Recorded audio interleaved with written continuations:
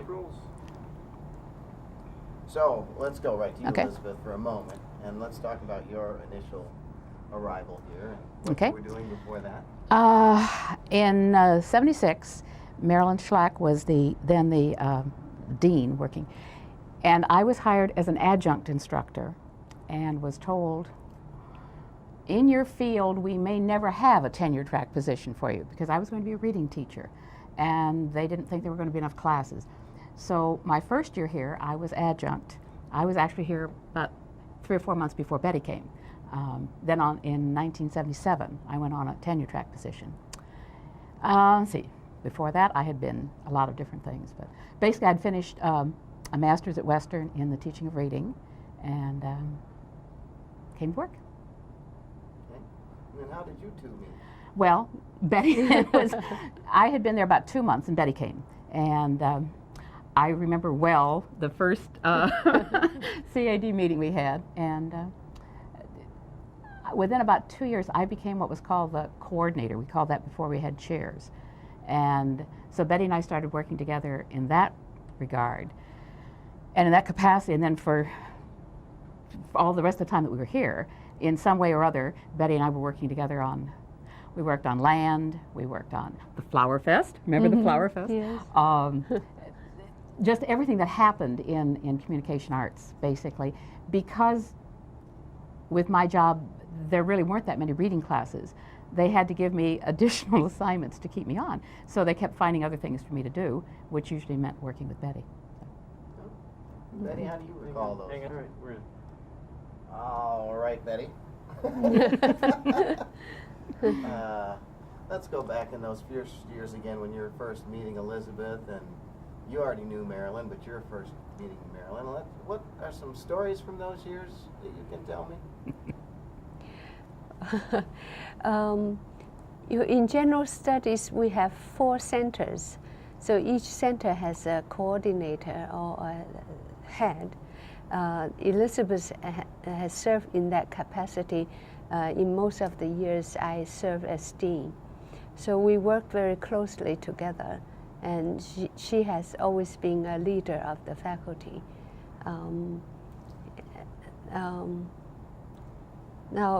Marilyn used to hold my position, so she understands my area really well.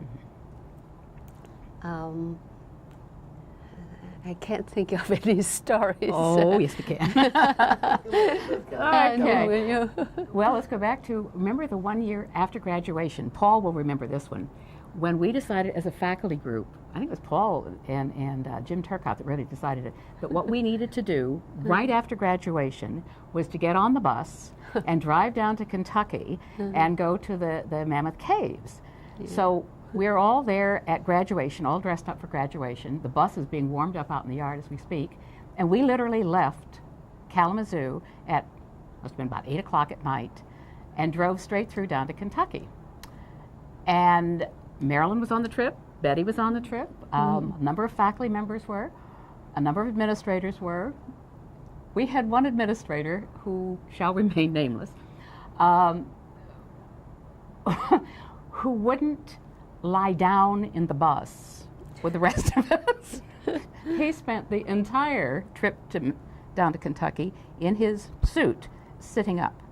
And the rest of us, well, actually, as I recall, we stopped at a rest stop, and I went in and changed into my nightgown because I didn't sleep in my blue jeans.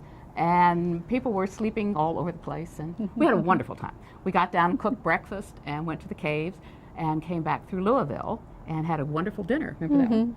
And a number of people said to us, "Why are you people doing this? Why are you getting into this bus right after graduation and driving all night?" And it was one of those kinds of things that we did at Valley, that you did it because it was with people you liked and it was fun. We did a lot of fun things.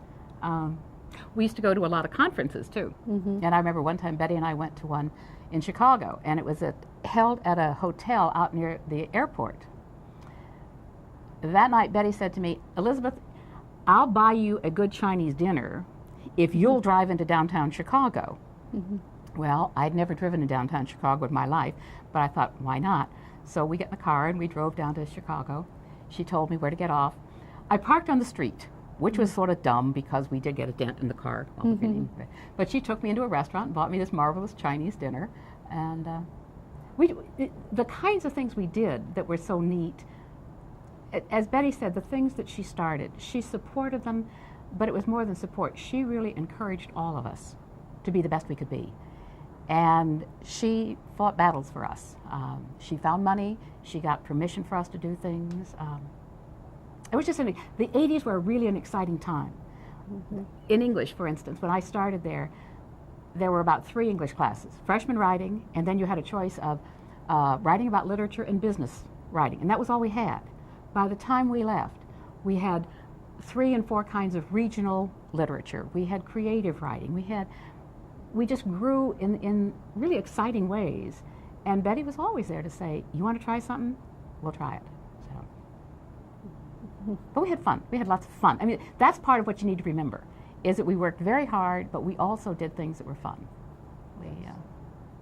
What was most rewarding during those years to you two? I think it's to see people's ideas become a reality, and also well received by students and the public, and that's the most rewarding. It was working with people that let you be the best you could be, and would say, why don't you? I have a tendency to get fly off the handle a bit, and I would something would happen, and I would get very angry, and I'm going to do something. And I would march into Betty's office, and I'm pound on her desk, and she would say, "Okay, Elizabeth, sit down, calm down." And she had a marvelous way of, without telling me I shouldn't be getting upset, cooling me off, and yet always, if it was something that needed to be addressed, supporting me. Okay. Some Maryland stories. We were going to start there a while back. Have you any? You must. Well.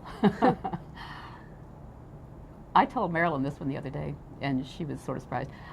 When Marilyn hired me, I sat in her office, and I had my degree in the teaching of reading, and I was applying for a reading job. Marilyn said to me, "We are in the process of putting all of the classes here at Valley on competency-based status.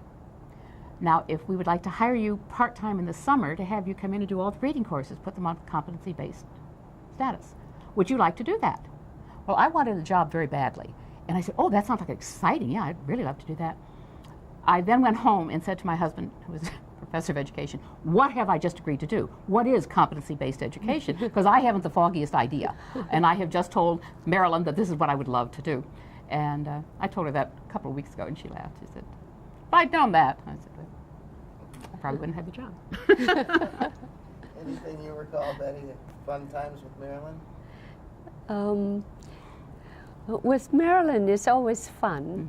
She's very understanding and very supportive of what we all do. And of course, I went through graduate school with her, and also then worked with her for nearly 18 years. She understands everyone really well, and always has encouraging words to say to you, to help you solve your problems and to urge you on. I have her to thank for finishing my doctorate degree. Otherwise, I would be without my doctorate degree, because she's always prompting me to get on with the dissertation, finish it, and it's important to me. And if it weren't for her, I would not have finished my degree. So I'm grateful to her. Very nice. What are your fondest memories? What stands out to you now after those 18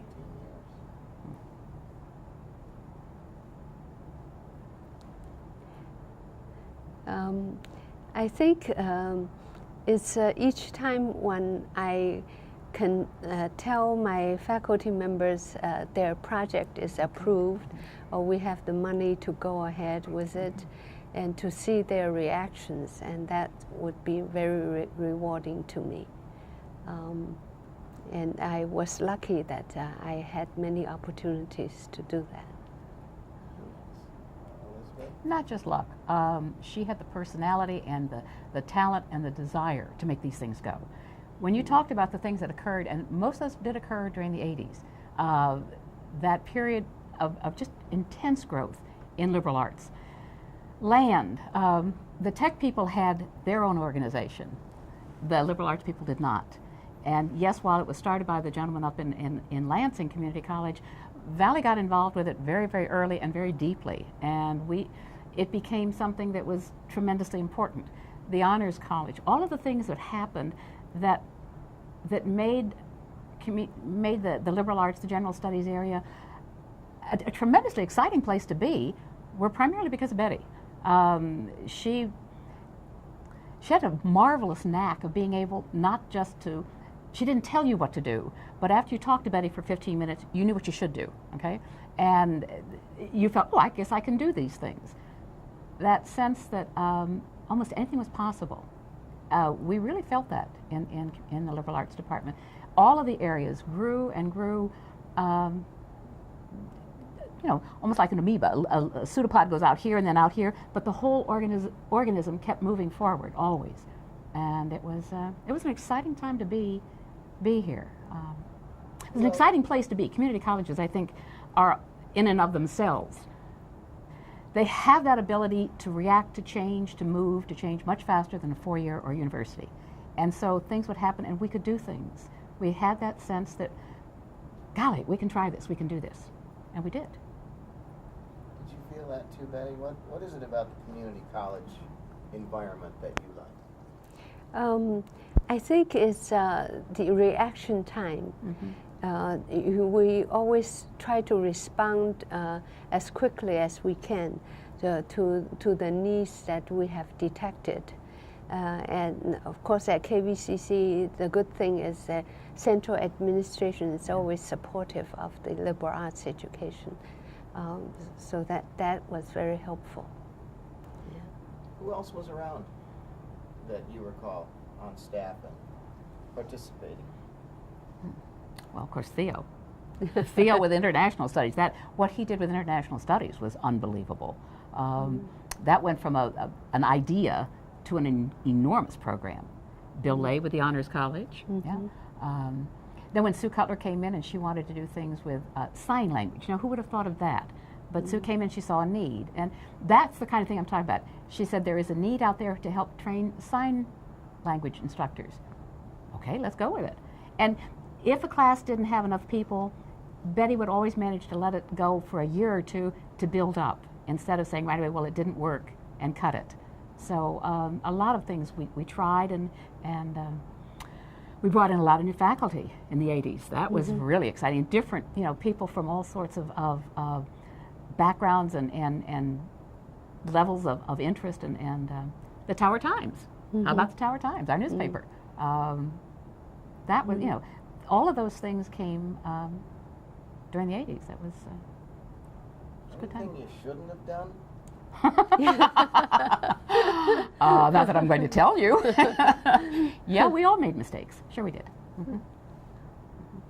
Okay. But that's as far as that's going to go, I guarantee you. The statute of limitations. Yeah, we're both through and retired, but nevertheless, no, I've made some rather major boo-boos. But I think one of the things that really was exciting, though, was that sense of the community. The faculty are all together in one spot, and we were blended in the hallways so that we were together with other faculty from other departments and other divisions. I think that helped a lot build that sense of community that we had. You had somebody in the next office perhaps who was a math teacher or who was in the tech department, and so you began to talk to those people, and there wasn't that sense of this is my little fiefdom and we don't care about anybody else. Again, I think a characteristic of a community college that makes it good. And we were also strong in interdisciplinary education. Mr. Milliken's classes were combined with literature, history and literature together. And we have many classes like that. And that's one of our strengths as well. What do you think are the results for the students from that sort of class? I think it opened up their minds, and they really enjoy it. They were very well received. Anything else when you walk out of here today you're going to wish you had said that? I miss Valley. I enjoy retirement, but I do miss Valley. I miss the people. There was really a sense. I mean, all right. I was fairly active in the faculty union, and we had contract negotiations, and there would be times when there would be discord. But basically, the joke around here is this was called Happy Valley, and there were times, of course, when it wasn't really happy. But in general, over the 18 years I was here, it was a happy place to work. Okay, primarily because of the people. Yeah, I support that. I agree. It was a wonderful place to work. Why do you think there were such historically good people here? I think the atmosphere is open. Let people grow on their own, and people thrive in that kind of an environment. And there isn't that much jealousy among the people. So we encourage each other to grow. And I think part of that is based on the difference between a community college and a four-year college or a university. We've played around with the idea of rank. We don't have rank here. So there's never a sense of, if I get the better salary, it's because somebody else does not. So there is much more a collegial atmosphere. People that come to teach at a community college come because they love to teach. It's not that none of us do research, but that is not what we're here for. You don't have to have a doctorate degree. You have to have masters. So you get the kind of people coming here to teach who really, really want to teach, who love their subject, and love interacting with people. And it's a synergistic thing. The more it happens here, and as a whole, the whole group grows from it. And what is respected and what is promoted here is teaching. From the top down, teaching is what it's all about here. Students are what it's all about. So I think that has a lot to do with it. Other questions? When do we hit the comfort zone? Don't know. Okay, here we go. Anytime. All right. Well, maybe we'll start with Mabel. All Mabel, right. you were first, right? And you were on the Citizens Committee. Yes. Now, Anna, were you on the Citizens Committee? No, I didn't you serve were on the board. I was appointed to the board when Mabel. Gotcha. All right, so let's start with Mabel. All On right. the Citizens Committee. Correct. Jerry, can you slide your right a little bit? All right. Okay. So, kind of when was this, and how did you get involved? Well, it started in '64. How I got involved was I heard a news broadcast. They're going to try and figure out if some kind of educational needs, what they were in the area. And so I went to the open meeting, and fortunately or unfortunately, my husband volunteered my name for a temporary steering committee. Did that, and then I got onto the Citizens Committee that made the study. And well, that's how it got started. Now, how originally was this funded? Who was behind?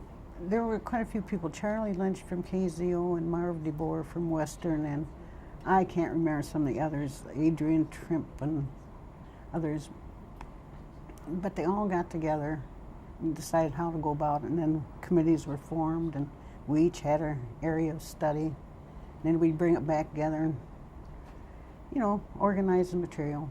Yeah, so what kind of things were you looking at? And mine was the educational need.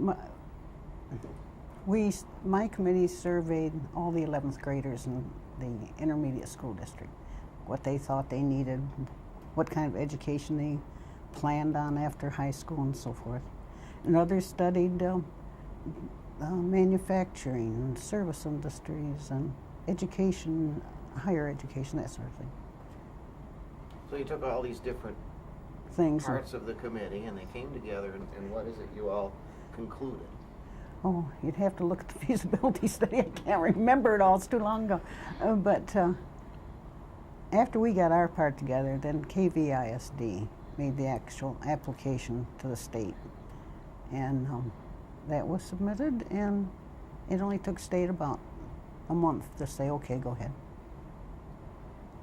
Build a college. Okay, but did that also have to go to the people? Oh, yes, it had to go to vote. If I remember correctly, I think it was in June that the state approved it, and in August we had the vote. And it was three things. It was for establishing the district, it was for funding, and it was the Board of Trustees. All elected on the first day of August of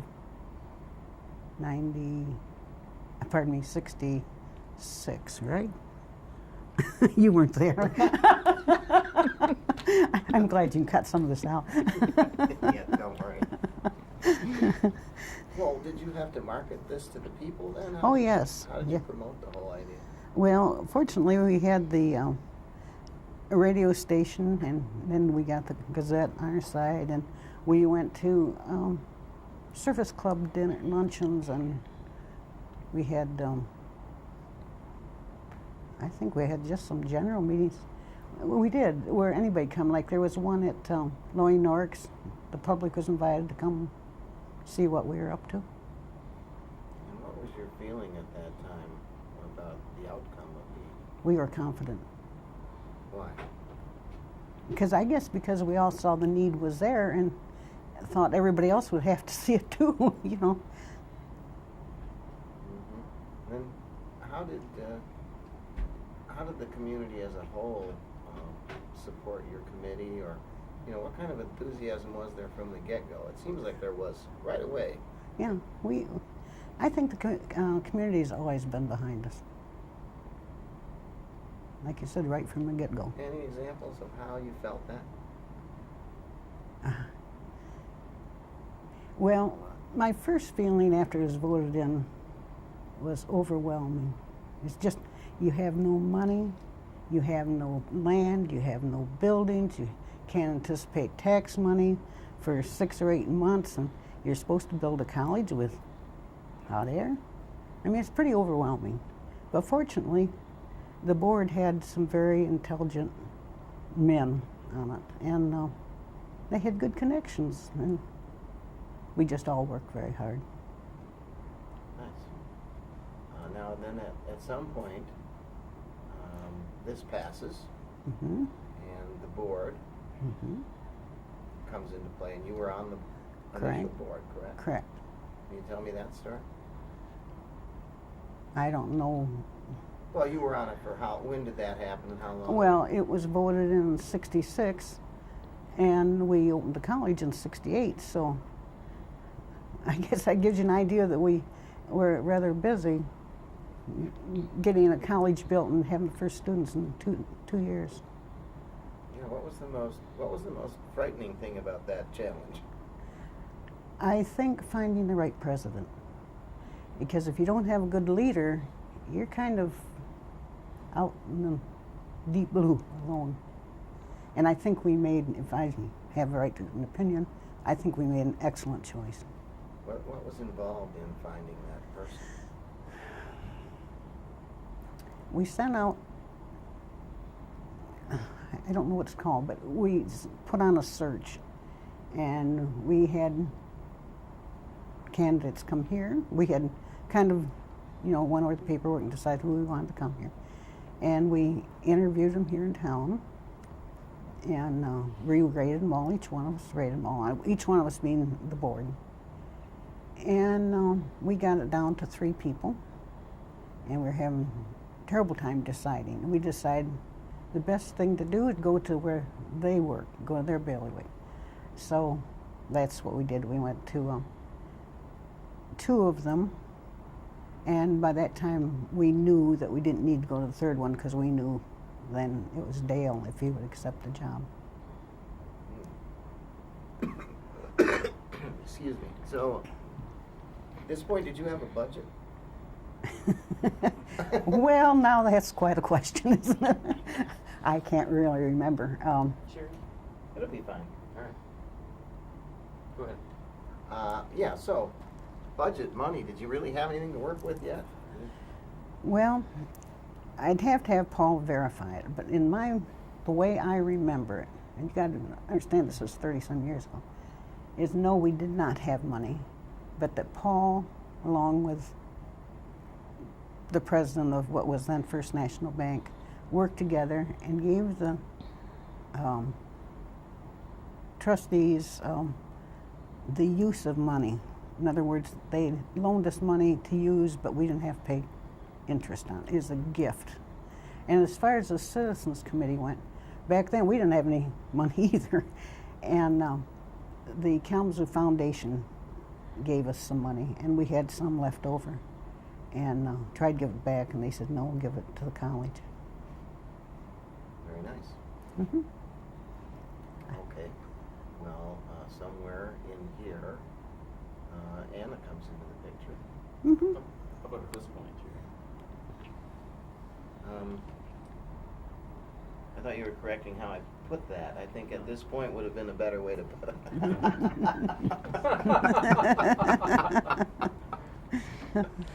So, Anna, why don't you tell me how you first got involved and how you two crossed paths? I think that might be fun. Well, it was a matter of Mabel. She resigned from the board, and there was a vacancy that had to be filled. And so as a result, they went out on another search for a trustee to fill that position. And then the president, Bob Woolham, was the chairman of the board, and he came to my house and singled me out among many, I'm sure. And I had never met him before. And he said the members of our board wanted him to come and do an interview with me to see if I would accept a seat on the board. Well, I reluctantly wanted to know why I was singled out for such. And he gave me a number of satisfying reasons why he thought that I could serve the board. And I had been a graduate of a community college, so it wasn't foreign to me what the offerings could be and what it might mean to this community. And then Mabel, she supported Bob, because I called her and I said, what is it like serving with men and you're being the only woman on the board? She says, well, that's not a hard job at all. Little did I know that was the job. But at any rate, opportunity, they say it only knocks once. And I'm always willing to meet a challenge if I feel it's something that I can contribute. And with Bob's asking and Mabel's assurance that it was a job that I could do and derive a great deal of satisfaction from while providing whatever it would be that I could do, I accepted. And I suspect I haven't been sorry, because I've still been on the board ever since then. And nothing has ever grown old. It's something new all the time that keeps you going on. So you've seen everything, pretty much. I've been exposed to everything, yes. Probably need to change